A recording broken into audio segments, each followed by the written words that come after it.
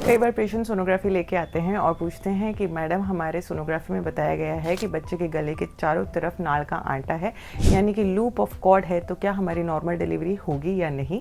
तो मैं डॉक्टर प्रिया मिल शिवालिक हॉस्पिटल से आपके अपने YouTube channel Shivalik multi speciality and neuro trauma centre पे इसके बारे में थोड़ा सा डिस्कशन करेंगे।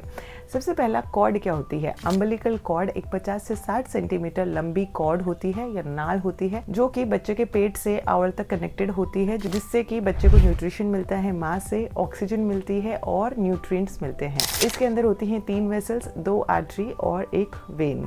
तो ये एक बहुत ही ज़रूरी हिस्सा है जो कि माँ को बच्चे से कनेक्ट करता है और बच्चे को ग्रो करने में हेल्प करता है। तो कई बार जब सोनोग्राफी की जाती है लास्ट की, उसमें देखा जाता है कि बच्चे की गर्दन के चारों तरफ ये कॉर्ड लिपटी हुई है। तो इसको अपन बोलते हैं न्यूकल कॉर्ड या फिर loop of cord around neck. ये कई बार होता है कि आपके एक आंटा हो, कई बार हो सकता है कि 2 लूप्स हों, कई बार 3 लूप्स तक भी देखे जाते हैं। अब सवाल आता है कि क्या ये लूप डेंजरस है, क्या ये लूप की वजह से हमारे बच्चे को कोई खतरा हो सकता है। जी नहीं, मोस्टली ये लूप डेंजरस नहीं होता है, क्योंकि 20 से 30% महिलाओं में ये लूप ऑफ कॉर्ड देखा जाता है और इनकी बहुत ही आसानी से नॉर्मल डिलीवरी होती है। अब ये जो कॉर्ड है ये डेंजरस कब होती है। मान लीजिए कि आपको लेबर पेन स्टार्ट हैं, आप डिलीवरी के लिए एडमिट हैं, तो कई बार क्या होता है कि जब कॉन्ट्रैक्शंस अच्छे होते हैं, अच्छे दर्द आ रहे हैं, लेकिन बच्चा नीचे डिसेंट नहीं हो पा रहा है, क्योंकि वो जो लूप है वो टाइट हो चुका है, बच्चे को कस चुका है और उसकी वजह से बच्चा नीचे नहीं आ पाता है।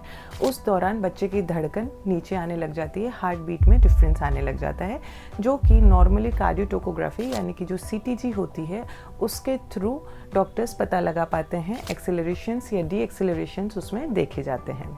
उस दौरान आपको इमरजेंसी सिजेरियन की ज़रूरत पड़ सकती है।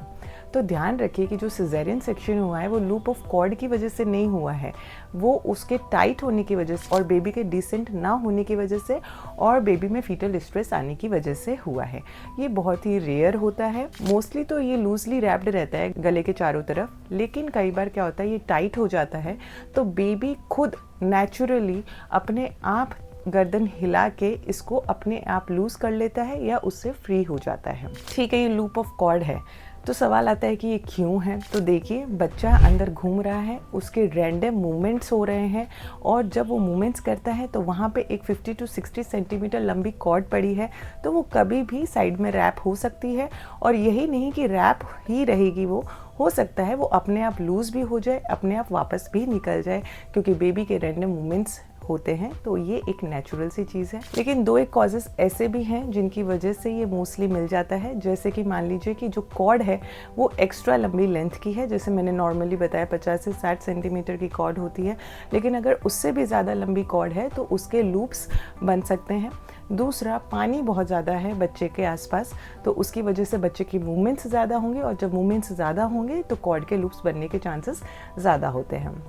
अब सवाल आता है कि मैडम ऐसा क्या खाएं या ऐसा क्या एक्सरसाइज करें कि जिससे कि ये लूप वापस निकल जाए।